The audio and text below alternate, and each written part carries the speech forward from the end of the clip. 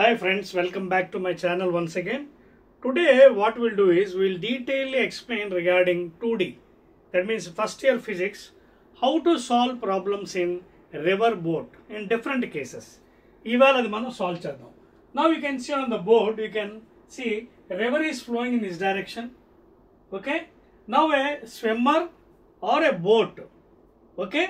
Suppose if he has to reach from this initial point to the outer point.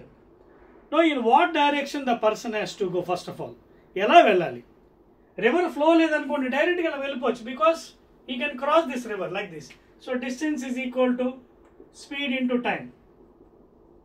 Distance is equal to speed into time or distance by speed is equal to time. This is first equation. అంటే river flow లేనప్పుడు still water. When water is still, he can directly go in this fashion. And whatever distance is there, this distance by speed. Whatever speed of the swimmer, okay, whatever speed of the swimmer with respect to river. So Vs be the speed of the swimmer or Vb. So directly if we divide it, we will get the time. So our time ku reach అయిపోతారు అక్కడ. కానీ river flow అయింది అనుకోండి పరిస్థితి ఏంటప్పుడు suppose if he has to reach from A to B directly outer side, then he cannot go in the straight because river తోసేస్తుంది drift చేస్తుంది. So if he is going in this, the river he may reach here. So he may reach the other side. అంటే ఎంత drift అవుతుంది ఎంత ABCD. BD is the drift. చూడండి ఇక్కడ what is BD? BD is the drift by the water. Water flow లేనప్పుడు direct వెళ్ళిపోవచ్చు because water is also flowing. Then what happens if he goes straight, water will be pushing like this. So finally he will be reaching here. So this is the drift BD. Okay. Now how to get this distance? The speed of the person into this thing. Okay, distance is equal to speed into time. Whatever time already you got, if you multiply the time into the speed, okay, that is speed of the river, you will get the drift. Okay na? ఇప్పుడు second case చూద్దాం.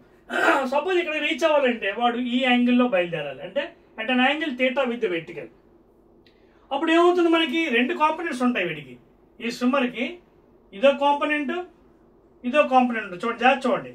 If the person is going at an angle theta with the vertical, that is velocity of the swimmer, he will be having two components, horizontal, vertical component. What is horizontal component?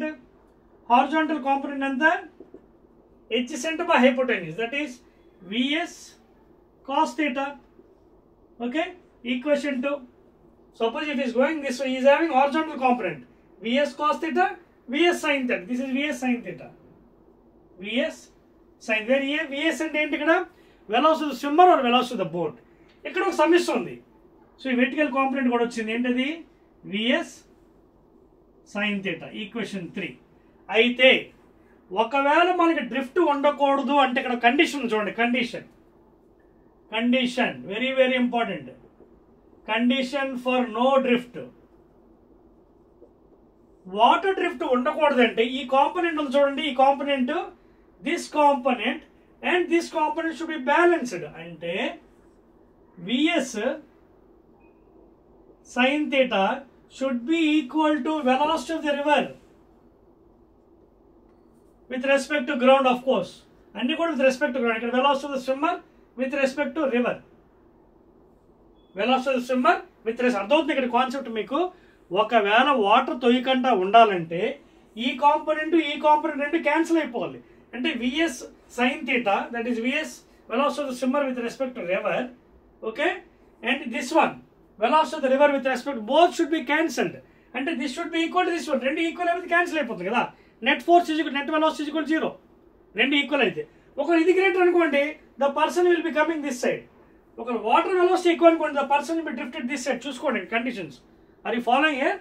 So then what happens from here? sin theta is equal to velocity of the river with respect to ground by velocity of the swimmer with respect to river.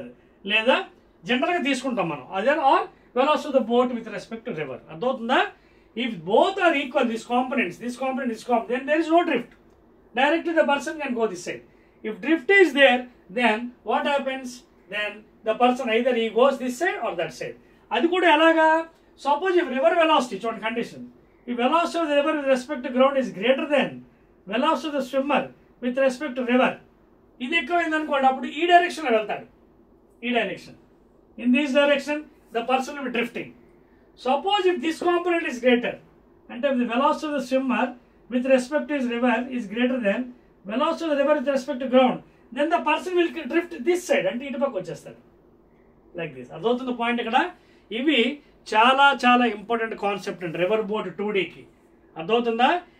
Drift ఉండకూడదు, డైరెక్ట్గా వెళ్ళాలంటే, అంటే distance by speed is equal time అవ్వాలంటే this component and this component should be equal.